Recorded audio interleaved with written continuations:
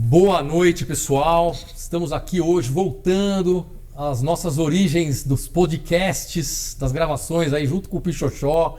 Grande Pichoxó. Saudades, Pichoxó, que eu tava de você, cara. Bora, hein? Agora mudamos de nome, não é mais Ortowine. A gente vai chamar agora Aura, né? Aura Podcast.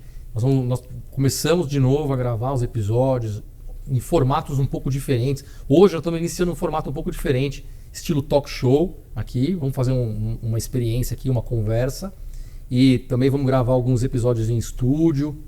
E vamos adaptando até a gente acertar o caminho certinho aí. Vamos que vamos. Com o Aura Podcast agora, para te trazer para vocês de casa aí informações sobre medicina, sobre ciência, sobre gestão, sobre vários assuntos direcionados ao público médico, aos pacientes que são interessados, ao público de profissionais da saúde no geral.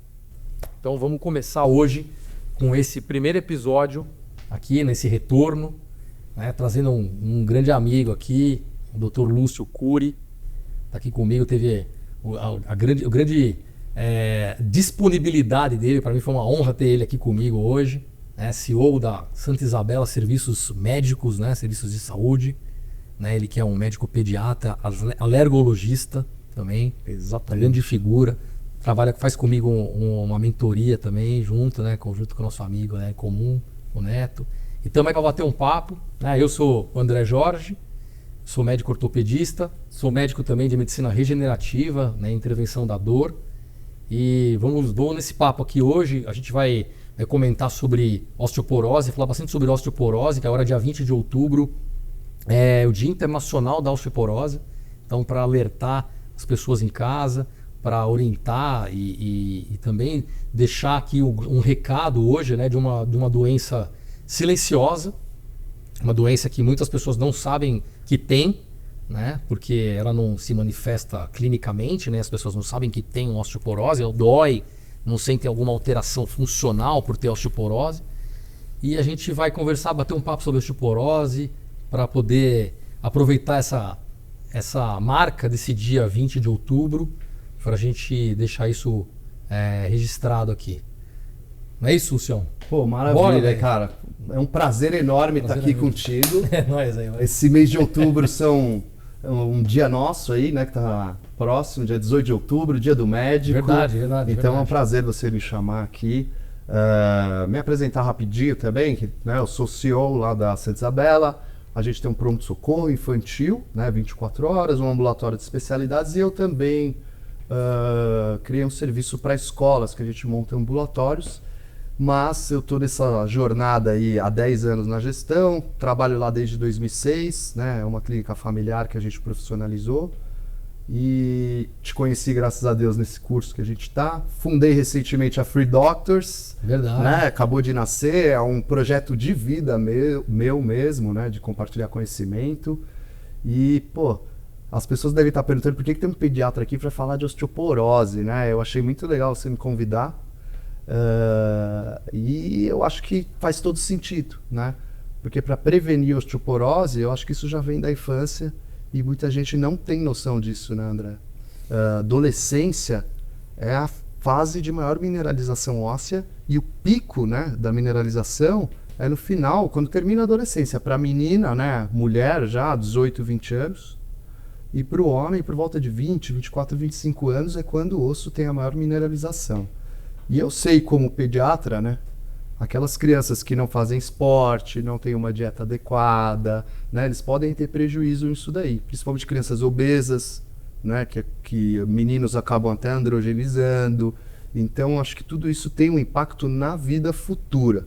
E eu acho que faz todo sentido a gente falar disso, né? Você que entende muito de esporte, foi médico do Corinthians, né? Então, estou aqui à disposição e acho que a gente vai fazer essa troca. Acho que vai ser perguntas e respostas dos dois lados aqui, um bate-papo aí para a gente poder levar para o pessoal em casa um pouco do nosso conhecimento, né? Sim. Em relação a isso, a esse assunto, que eu concordo com você totalmente, porque assim, hoje a medicina, ela é uma medicina pensada em longevidade. E muito importante que as crianças sejam educadas logo do início na vida de como levar uma vida mais saudável e o que essa vida mais saudável vai trazer de benefício para ela lá na frente. né? Hoje os costumes nascem praticamente de berço, né? Da família, do pai, da mãe, ensinando todo mundo como vai chegar lá. Mesmo a osteoporose sendo uma doença predominantemente de uma fase mais adulta, né? De pessoas mais adultas, tal. Eu acho que tudo quando começa na infância, a educação alimentar, a educação de atividade esportiva, você educar os teus filhos a praticarem um esporte, tomar um sol de forma adequada, claro que também tem os benefícios e os malefícios, mas tem a parte benéfica da absorção da vitamina D. Tudo que você orientar desde o começo e criar como um costume, né, na vida de uma criança, lá no futuro isso vai ter benefício, né? Da mesma forma que se ela não tiver esse tipo de orientação, não seguir algumas coisas que a gente já sabe que hoje são primordiais, cara, vai chegar lá na frente e vai ter problema. Então isso não é uma invenção, isso é comprovação científica, né? Então a gente precisa seguir alguns rituais, algumas coisas desde o início da nossa vida, para que a gente chegue num ponto e atinja nossos objetivos de saúde, né? E de cada vez mais viver com uma qualidade de vida melhor, performar num esporte, né? Até uma certa idade uma idade mais avançada, né? Hoje a gente tem atletas aí performando, poxa, corredores com 60, 70 anos de idade e caras performando bem, né, para a idade. Você vê cada vez isso está mais em evidência. Então eu acho muito importante essa educação sobre a osteoporose iniciar na infância. Você tem uma experiência gigante lá com crianças lá, né? Pô, muito legal. Me conta aí o que você acha, cara, assim, o que você acha a partir da adolescência, assim, que adolescente hoje, eles têm, não hoje, né, sempre foi isso, né, cara, mas assim, chega a uma certa idade da criança que ela começa a experimentar coisas... Sim, aquela autoafirmação. Autoafirmação, né, cara? E daí... Cara, é muito legal. Eu tive bons exemplos em casa, né? Eu tenho um pai, meu pai tá muito bem de saúde, tem 76 anos, a gente ainda trabalha junto. Ele não atende mais, é pediatra raiz, né? E eu tenho muito orgulho. Meu pai corre, cara, 10 quilômetros 2 a 3 vezes semana, com 76 anos, magrinho, né? Faz bioimpedância com a minha esposa, que é nutricionista, Dani. Não tem osteoporose? Não tem osteoporose. Cara, meu pai já bebeu, mas eu não lembro dele bebendo na minha infância, porque ele falou que parou, eu tinha 3 anos. Nunca vi meu pai fumar, né? Um cara super saudável, aquele cara regradinho, come certinho, a frutinha. E, cara, isso é o melhor exemplo, né? Você falando de hábito, eu não sei se a gente tem quase a mesma idade, né? E talvez um pouquinho, mas acho que não tanto. Mais velho. Mas, meu, acho que foi comigo assim, né? Aquela necessidade de autoafirmação, vamos experimentar um cigarro, ser descolado, começar a beber, às vezes antes de completar a maioridade, né? Experimentar uma cerveja e achar que é diferente, que é malandro. Eu acho que isso daí é péssimo. A gente não tinha tanta informação. Hoje tem os vapers, né? Cara, que tem gosto, cara, a molecada tá fumacinha. fumando isso aí loucamente, né? Mas uma coisa que eu tenho visto também em contrapartida, eu acho muito interessante, eu não sei se é porque eles estão recebendo mais informação, tem uma galera aí dessa idade da adolescência, adulto, jovem, que eles estão mudando alguns padrões. Não sei se você percebeu. A gente tem visto aí, tem fechado casa noturna. Outro dia eu vi uma reportagem, a Augusta você passa a noite é vazio, que era a balada, né? À noite, fazer bagunça. As danceterias da nossa época, estão né, fechando, não existe né? mais, né? E o legal pra gente era sair pra beber, sim, né? sim. Pra ficar descontraído, chegar nas meninas. E eu tenho plena certeza, né? E acredito que você pode até falar melhor do que eu, que tabagismo, álcool, privação de sono, uma dieta mal feita, né? Que é o cara que sai, dorme tarde, não toma café. Eu acho que tudo isso prejudica, né? Nessa fase tão importante do corpo, que é quando a gente está voando, né? Eu diria assim, né? E informação, tanto neurológica também, né? Muita gente não sabe, mas um cara de 18 anos ainda não terminou sua formação neurológica, né? E a época que eles estão ali, nas nossas gerações, era assim, ainda tem um pessoal que eu acho que ainda bebe muito, a gente vê, mas graças a Deus eu acho que tem aí tido uma conscientização da idade. Então, queria que você falasse também. Não, tem muito isso. Até eu tenho filhas que estão saindo da adolescência agora, né? Estão entrando na fase adulta. E essa geração delas, principalmente, das duas, na verdade, é uma geração já que já pensa muito em saúde, já pensa muito no futuro, de como que vai ser daqui a uns anos, se elas não cumprirem alguns pré-requisitos, alguns hábitos, né, que estão sendo construídos há alguns anos. Então eu vi, é uma mudança de comportamento mesmo, assim. Claro que sempre tem uma turma que sai da curva ali, isso não tem jeito, né? Até porque a adolescência é normal, né? Desperta essa curiosidade, desperta... Só que existem hoje informações suficientes, eu acho que em redes sociais, poxa, internet, o que a gente tem hoje de acesso à informação é uma coisa tão absurda, cara, que hoje um adolescente, o que ele quiser saber de assunto, ele sabe.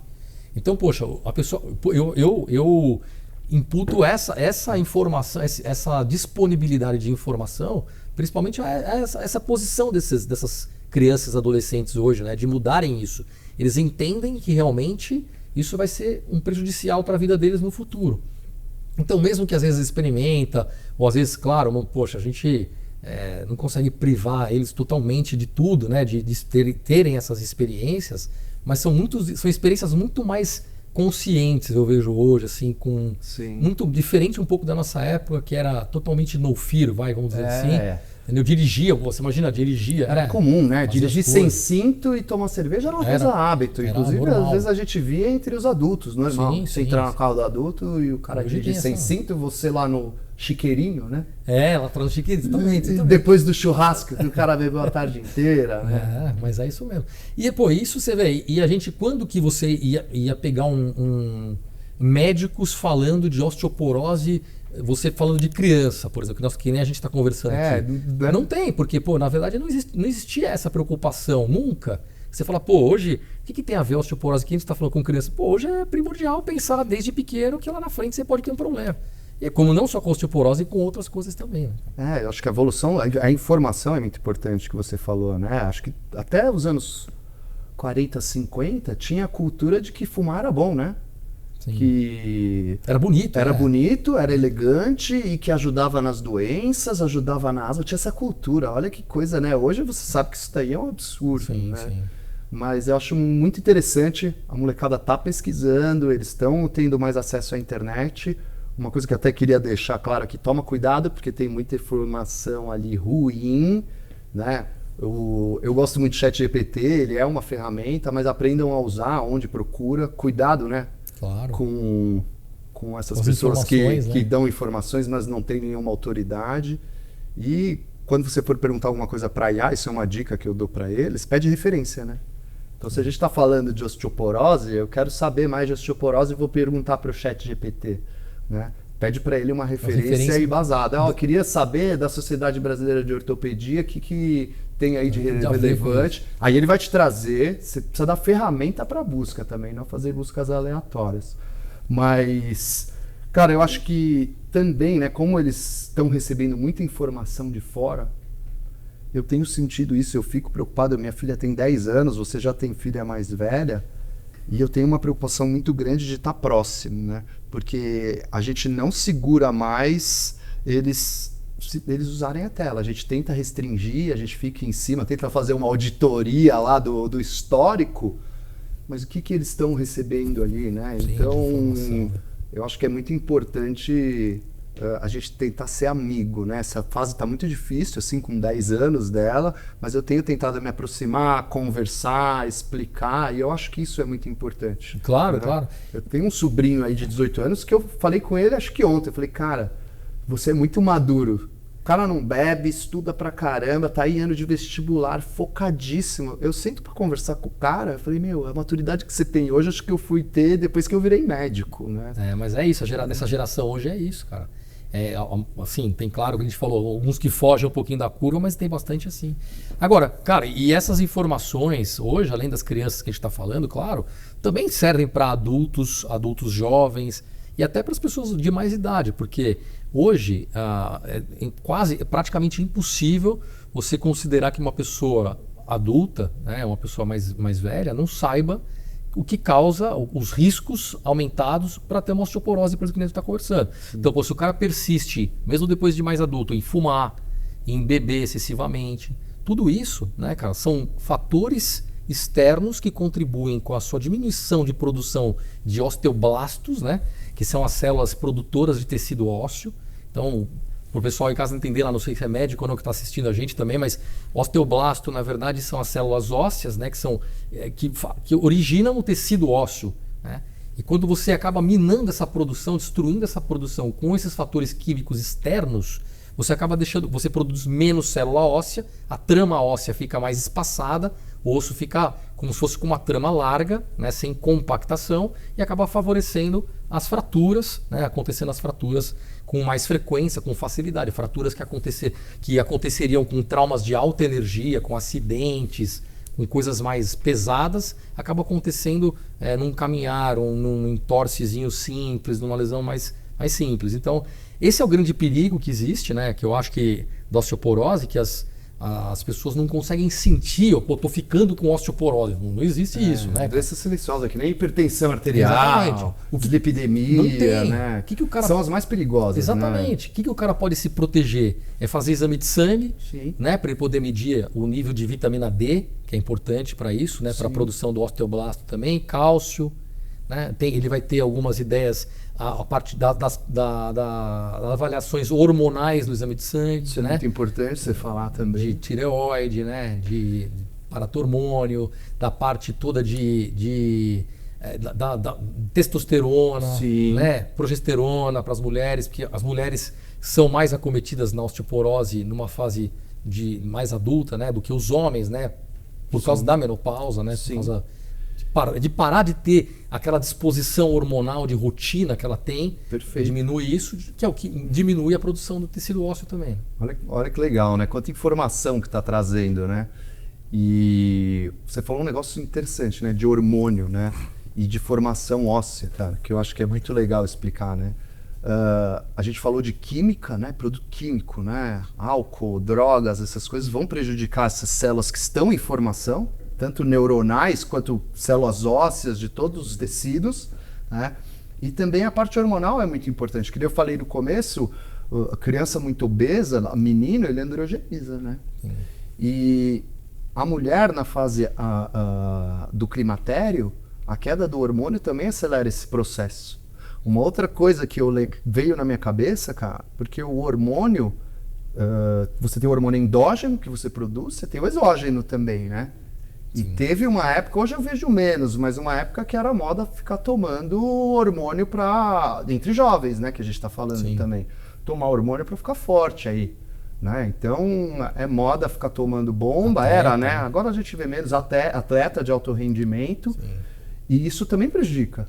O cara aumenta muito, você pode falar melhor do que eu, pô. Você trabalhou com atleta de alto rendimento. O cara aumenta numa velocidade muito grande a massa muscular, mas os tendões não acompanham, o osso é prejudicado também, não acompanha aquela carga, e aí muitas vezes tem fratura de estresse, né? Sim, tem fratura de estresse. Cara, a fratura de estresse por overuse, né? Por sobrecarga da articulação mesmo, e a própria reposição hormonal mal feita, que era o que os caras faziam com, vamos injetar testosterona para ganhar massa rápida, tal. Isso, o que acontece? Você atrapalhava totalmente a sua produção hormonal. Porque quando você injeta a testosterona, o atleta injeta a testosterona, ele está enganando o organismo dele que ele já tem a testosterona. Perfeito. Então ele faz a adrenal dele parar de produzir a testosterona. Ele desliga. Então muitos que fazem sem orientação ou que fazem em excesso, vou parar de tomar, porque começa a fazer sobrecarga hepática, começa a ter alteração física, tudo, né, cara? Um monte de alteração, o cara fala, vou parar. Parou de fazer, cara, tá desligado aquele sistema de produção hormonal dele. E aí o que acontece, cara, ele diminui muito repentinamente isso, e isso também já ocasiona a parada de produção dos osteoblastos, por exemplo. Às vezes faz osteoporose, faz pico de osteoporose num cara que não tinha doença. 40 anos, esses caras que são boladão aí, fisiculturista. Tem um que é famosão aí, que eu vi esses dias na internet, cara, que Era um cara que era, não vou comentar nome, que era gigante, que era referência, cara. Outro dia eu vi ele andando, o cara de bengala, cara. E ele não é ídolo, ele é mais novo que o meu pai. Você imagina, assim. e o que você falou também, por exemplo, você tem um crescimento muscular e ósseo completamente descompassado. É. O cara não consegue compensar isso, a articulação dele não está pronta para aguentar aquele tipo de musculatura. Então vira uma bagunça toda, além do risco da osteoporose, né? Vira uma bagunça toda com relação à fratura por estresse, por exemplo, você acaba tendo uma sobrecarga na articulação. Existem problemas também, muitos atletas, por exemplo, né? Hoje é um pouco menos porque isso também é doping, hoje na maioria dos esportes de alto rendimento, né? A testosterona é super doping, é o principal doping de todos, né? Mas o corticoide, por exemplo, o cortisol, né? A cortisona é um negócio que é um medicamento de rotina que você usa para dor. Que é o corticoesteroide, né? Eu uso muito isso daí para crise de asma, para alergias. Né? Exatamente, é um anti-inflamatório hormonal. Sim, né? Então perfeito. É um hormônio externo, né? Que a gente sabe usar. Exatamente. E acaba fazendo toda essa bagunça com a produção óssea, com a produção. Então, quem tem o uso, né, de corticoides cronicamente, sim, fatalmente no futuro vão desenvolver uma osteoporose medicamentosa. Né? Também. Olha que legal, né? A gente não combinou nada. Olha o tanto de informação que está saindo daqui, né, cara? Eu, assim, como acho que vai ter uma moçada assistindo isso daí, uma analogia que eu faço, cara, o organismo tem que estar em equilíbrio. É como um carro, né, cara?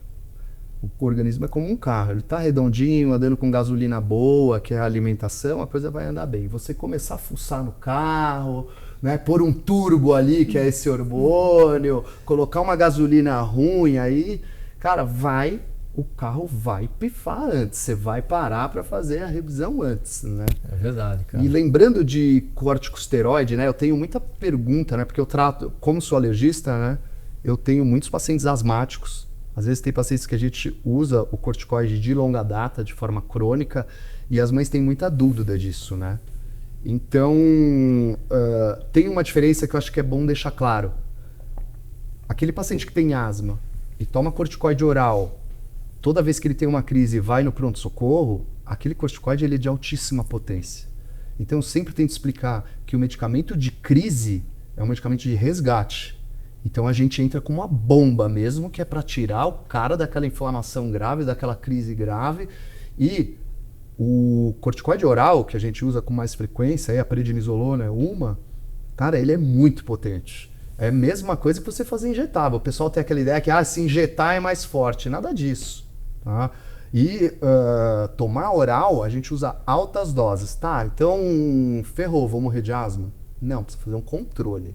Né? Então eu pego muito paciente descontrolado que vai no pronto-socorro 1, 2 vezes por mês e toma doses de corticoide por 5 dias, por exemplo. Então 1/3 do mês o cara tá tomando corticoide oral, cara. Isso aí vai dar prejuízo lá na frente. Mas você trata a asma com corticoide inalado, que é as bombinhas. Sim.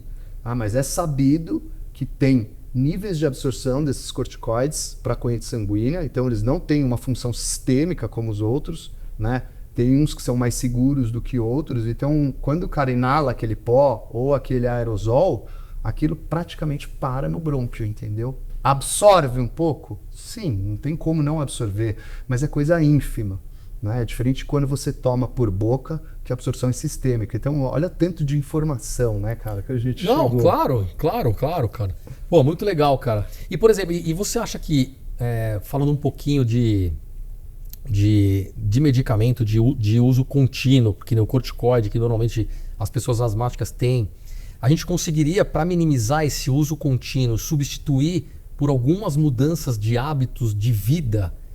Isso, as pessoas conseguem melhorar, tirar um pouco o corticoide, porque só quem já teve uma crise ou uma dor muito intensa, ou alguma coisa que incomode muito e faz uso de um corticoide, ele tem uma melhora tão grande, ele dá uma sensação ele é mágico. É mágico. O corticoide é mágico, ainda mais para atleta. Tem aquela história, né? Quem não sabe, né? Exatamente. Quando a gente é residente, que o pessoal brinca, né? Lógico, não é para fazer isso, mas não sabe o que tem da meticortem. Isso. Cara, é um anti-inflamatório potentíssimo. Só o cara que, tá com dor, não sabe o que é, o cara da corticoide melhora. E tem muita gente que usa isso de rotina, o cara tá em casa, tá com dor, tá tomando.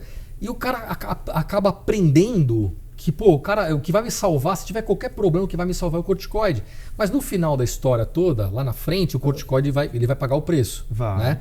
E hoje a gente sabe que tem muitas coisas, cara, em relação à alimentação, né? Exercícios físicos, tudo isso que a pessoa consegue ter cultivando hábitos melhores, diminuir a dependência desse uso de medicamentos crônicos, inclusive do corticoide, né, cara? Eu acho que informação, né? As mães têm muita dúvida. Eu tô dando exemplo de asma, que é o que eu mais pego ali. Ixi, mas tem? E, cara, entender o que é remédio de crise, que eu vou precisar usar quando meu filho emergencial. tiver... Isso. Emergencial. Cara. E que nem a bombinha, né? Muita gente, bombinha vicia. Cara, isso daí não existe. Você tem uma bombinha, que é um medicamento aerosol, que é o mais conhecido, que é o Aerolin, que ele é um broncodilatador.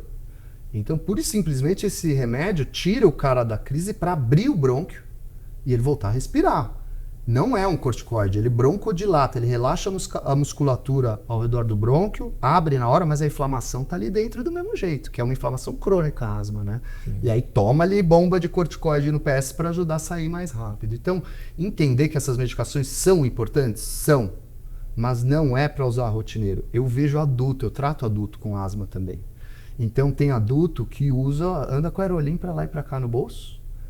Piorou, toma um Predsenzinho, né? É isso.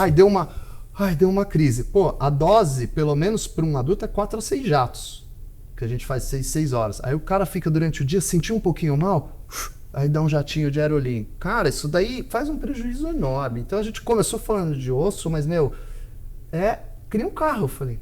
É isso. Então tem que ter uma homeostase, a coisa tem que andar num equilíbrio. E você falando de prevenção, de hábitos de vida, eu acho que faz todo sentido. Então, tendo um bom conhecimento, eu tenho alergia a isso daqui, não posso com esse aerolérgeno, que é ácaro, que é pólen, que seja, já começa a prevenção aí, né? O paciente que tem asma e faz exercício físico regular, ele tem muito mais controle, né? E tem muito mais tolerância à crise. Lógico que o cara tem asma e ele está em crise essa semana, eu suspendo exercício físico. Isso aí é óbvio, né? Sim, tá na crise. Essa semana, exatamente. Essa semana você tá igual o cara tá com dor lombar, com o tornozelo doendo. Você fala, vai correr 5 km. Não, dá um corticoide, vai correr. Tá de brincadeira.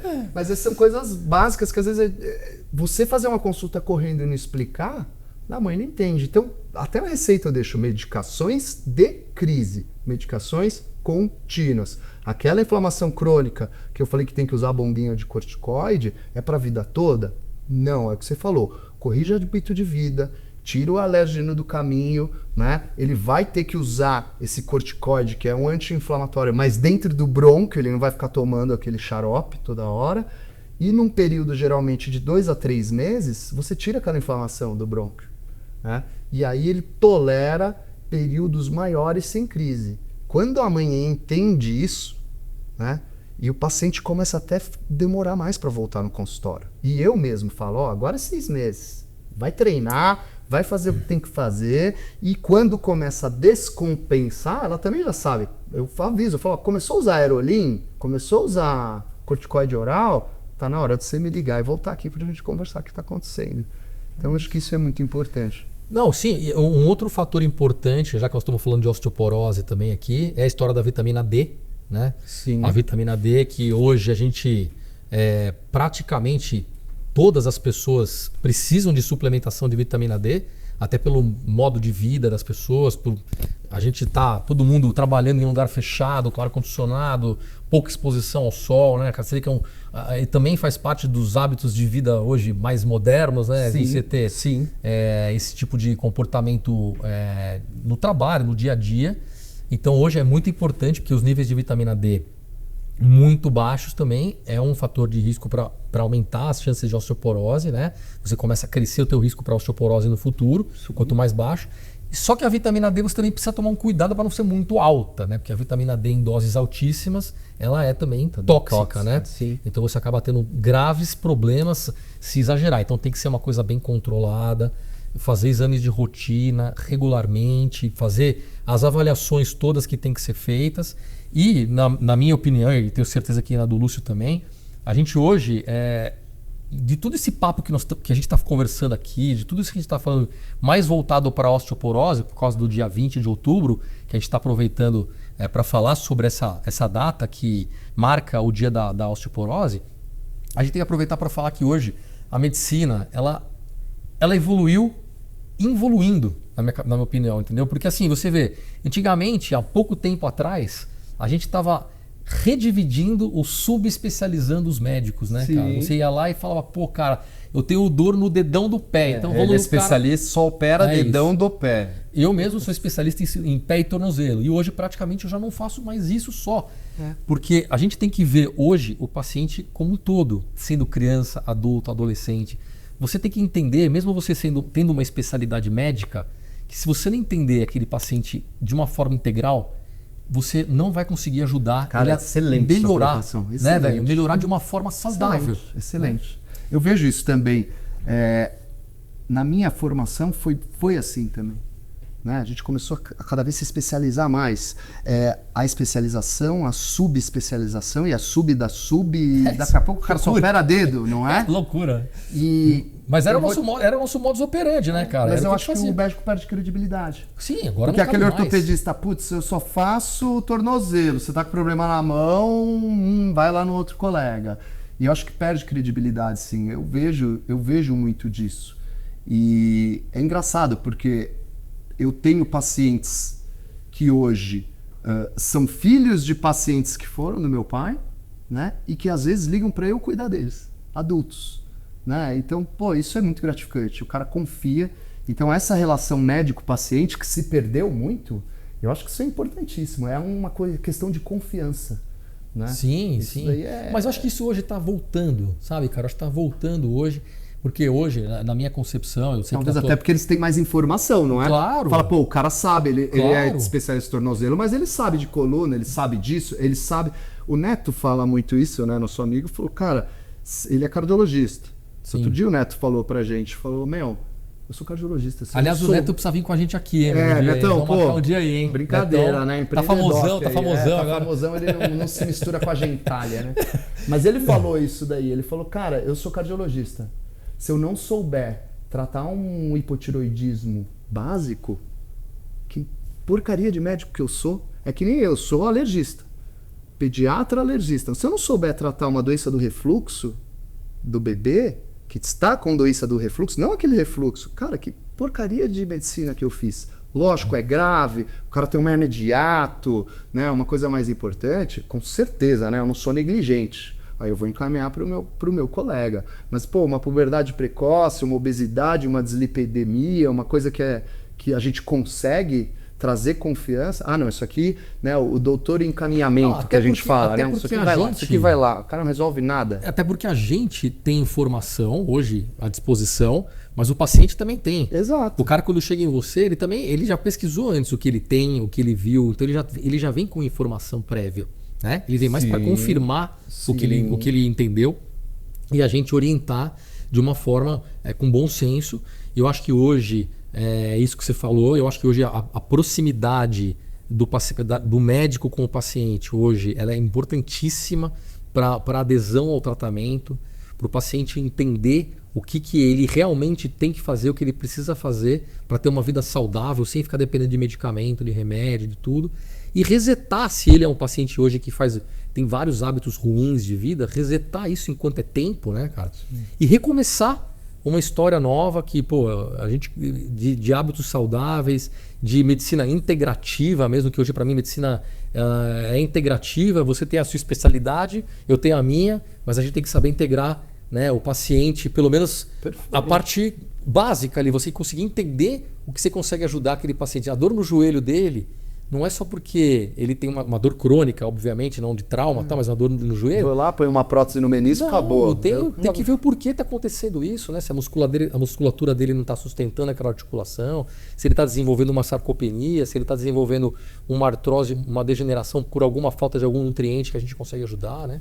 Enfim, são medicinas hoje mais que englobam mais o paciente como parceiro no tratamento, junto com o médico, né? O médico e o paciente participam. Tem que ter essa relação caminho, de né? confiança e a gente acaba sendo amigo no fim, né? Sim, sim. Não tem como, né? Acho que se não tiver qualquer quebra nesse ciclo, o paciente nem volta, né? Não, sim, é verdade. Eu acho que é muito legal. Tem alguns mitos, né, que eu acho que também é legal falar.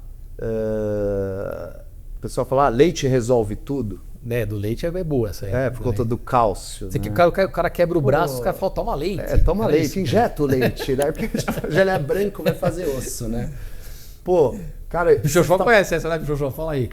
Toma leite, quebrou o braço, toma leite. Falar isso, minha mulher é nutricionista, ela pira, né? Mas, cara, se tiver uma dieta balanceada, os alimentos, geralmente as folhas verdes escuras têm muito cálcio, né? E uma coisa que você falou importante, o pessoal não tem noção. Sol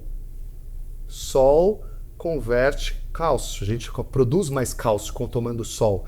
E que eu tratei de déficit de vitamina D na pandemia, porque essas crianças ficaram em casa, né? Foi um absurdo, assim.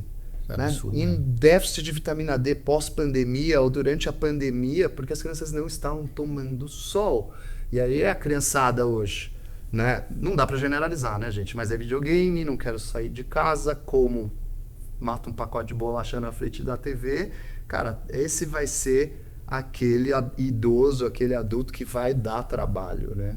Não, sim. Não, e só para complementar a história do leite que você falou, que eu escuto muito isso como ortopedista a minha vida inteira, né, cara? Assim, sempre escutei, o leite Por que o pessoal fala do leite? Porque o leite é uma fonte de cálcio, né? Quem está falando do cálcio, eu sei aqui. Mas hoje, na alimentação, depois de uma certa idade, depois de uns 7 anos de idade, a alimentação de uma criança, ela já tem os nutrientes que tem cálcio sobrando, de quantidade sobrando. Não precisa tomar leite. No leite, daí toma quem gosta do leite. Só, né? Obviamente. Não está proibido, né? Não está proibido. Agora, até você falando isso... Apesar que é um alimento bastante alérgico também, né? Porque a gente usa uma proteína, né? de vaca, né? O melhor leite é o específico, né? Leite humano para humano, né? Leite de bezerro para humano, geralmente... já tem um outro assunto para outro podcast, tá vendo? Aí, Xoxó, estamos voando aqui. Mas você falou um negócio que é importante. A gente fala na pediatria muito de aleitamento exclusivo. Aleitamento materno exclusivo, né? Que é o leite materno, ouro, top, né? E exclusivamente. Se o leite fosse tão bom assim, a gente ia ficar no peito da nossa mãe até hoje, né? Sim, sim. Então, por isso que quando chega a 6 meses, né? É sabido que só o leite não vai dar todos os nutrientes que a criança precisa. Então é a hora que ela começa a comer, ela tem que ter contato com os vegetais, tudo isso também envolve toda a parte de desenvolvimento neuropsicomotor, né? A criança precisa mastigar, né? Para poder falar melhor, né? Então, se o leite fosse tão bom assim, né? O leite estaria na dieta de todo mundo. E tem gente que não toma leite, né? Eu tenho paciente que é alérgico a leite e não pode tomar leite. Eu parei de tomar leite, cara, eu parei. Então. Faz uns anos aí eu parei de tomar leite. Eu gosto ainda, né? Mas eu tenho a minha mulher só cortou o integral. Pra tirar a gordura. Mas eu gosto do leitinho, eu tomo todo dia, cara. Minha esposa gosta também. Então, né? E, cara, você falou já, mas eu acho que para fechar aqui, tem uma cultura, né, principalmente entre os adultos, que parece que só quem vai ter osteoporose é mulher idosa, né? Mulher que entrou no climatério. E eu acho que tudo que a gente falou aqui complementa isso, que começa na infância, hábitos, exemplos de vida, né? Aí, em casa. E eu acho que é isso daí que a gente vai construindo longevidade, né? E a informação é fundamental, né? Você vê, não tão distante, né? Meus bisavós morreram com 60 anos. Meus avós morreram com... Meu avô morreu com 74, minha avó com 70 e pouco estava demente senil. Meu pai com 76 corre 10 quilômetros. Então eu espero que a gente, com 86, esteja correndo 10 também.